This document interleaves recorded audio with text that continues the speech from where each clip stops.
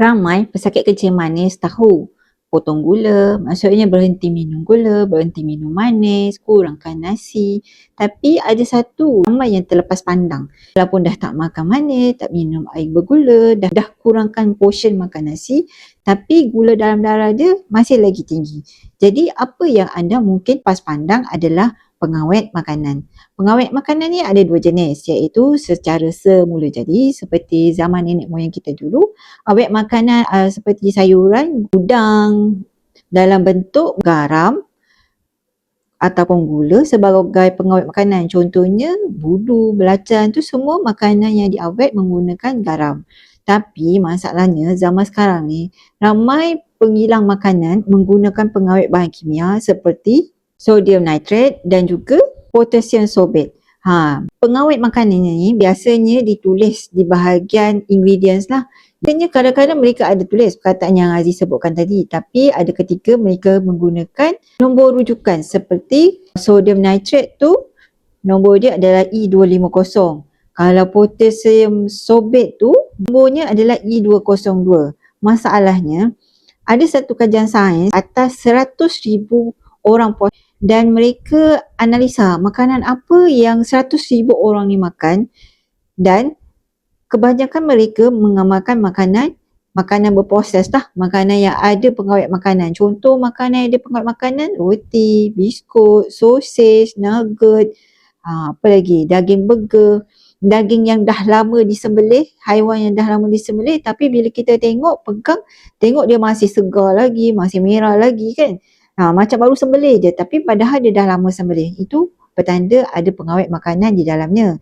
Tujuannya supaya makanan tu tahan lebih lama untuk komersial, maksudnya makanan tak mudah basi dan mereka dapat lebih banyak untung daripada makanan yang mereka hasilkan. Tapi masalah isunya sekarang adalah, dan kajian sains pada 10 Januari yang lepas dah rilis dah pun, cakap mereka yang memakan makanan tinggi, makanan berproses yang mengandungi pengawet makanan terlibat dengan masalah diabetes type 2. Maksudnya masalah kencing manis disebabkan keradangan dalam badan yang terlalu tinggi. Keradangan tu bermaksud kalau kita kena gigit nyamuk, dia akan merah, gatal kan. Tapi keradangan dalam badan ni, masalahnya ia merosakkan saluran darah. Kemudian pengawet makanannya juga akan menyebabkan bakteria baik dalam kita punya perut ni akan mati. Kemudian bakteria makrobiom dalam usus kita juga tidak seimbang. Bila jadi tak seimbang tu menyebabkan masalah rintangan insulin.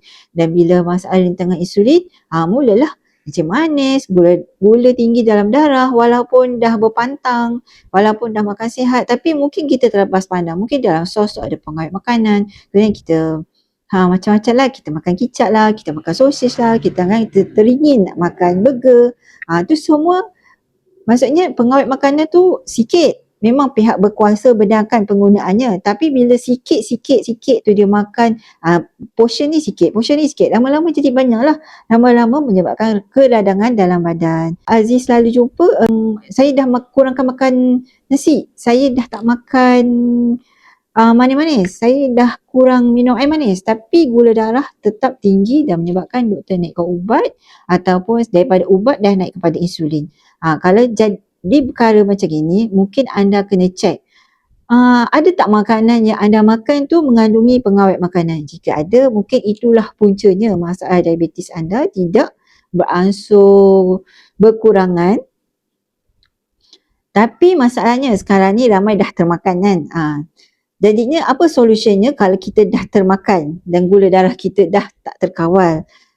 Selain daripada ubat, ubat tu Aziz tak sentuh. Teruskan rawatan perubatan dengan doktor. Tapi Aziz nak cadangkan, sebenarnya kajian sains zaman sekarang memang senang lah. Banyak kita boleh akses mana-mana kajian sains yang berkaitan dengan pemakanan. Malah ahli saintis juga dah pun keluarkan satu buku ni yang mengkaji pokok Moringa oleifera.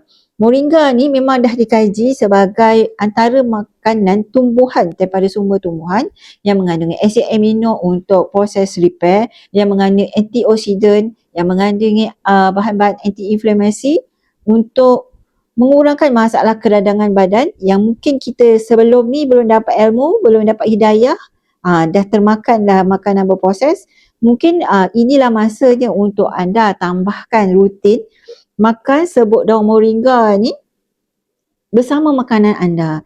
Macam biasa makan nasi ke, makan apa-apa saja makanan, tapi ada carakan makanan yang segar lah kan. Kita campurkan saja serbuk daun moringa ni setengah sudu, kemudian gaulkan bersama makanan dan makan nasi seperti biasa.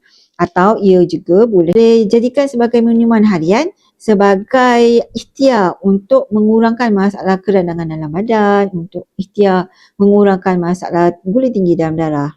Ini bukan ganti ubat, ini adalah ikhtiar untuk mempercukupkan nutrisi makanan yang mungkin anda perlukan. Kalau nak tahu lebih lanjut, boleh DM dan WhatsApp Aziz untuk maklumat tentang serbuk daun moringa.